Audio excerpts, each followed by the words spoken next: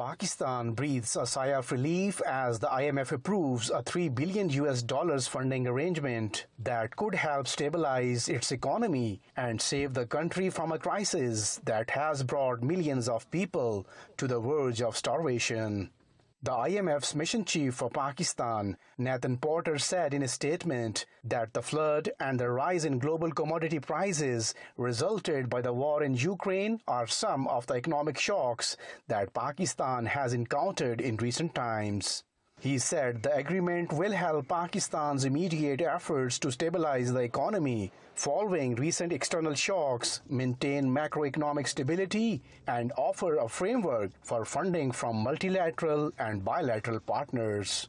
Prime Minister Shehbaz Sharif called it a good news for the country, saying that Islamabad already implemented a number of policy changes that includes reversing of export industry subsidies, raising energy and fuel costs, and arranging for the external finances on the demand of IMF.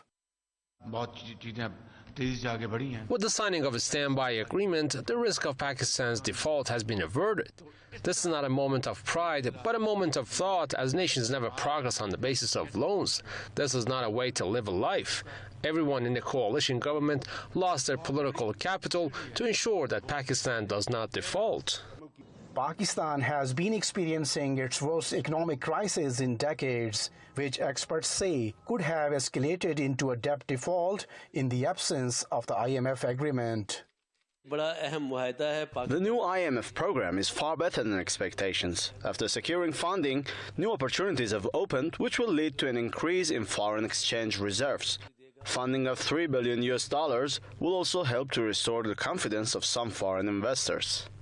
The deal with IMF came at a time when Pakistan's economic problems don't seem to be getting any better in 2023. As its fragile economy continues to struggle with multiple challenges, Islamabad has made several painful adjustments for securing an IMF deal. Those have further fueled all-time high inflation of 38% year-on-year in May. Moreover, Islamabad announced a new energy-saving plan last month, ordering to close all markets by 8 at night, while restaurants and wedding halls by 10 p.m.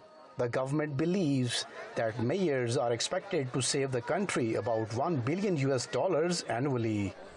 Analysts point out that although the fresh agreement with IMF may provide short-term relief to cash-strapped Pakistan, the country's economic stability still depends on lenders' suggested fiscal reforms as well as political harmony between the government and the opposition. Nasir Kazmi reporting for Press TV in Islamabad.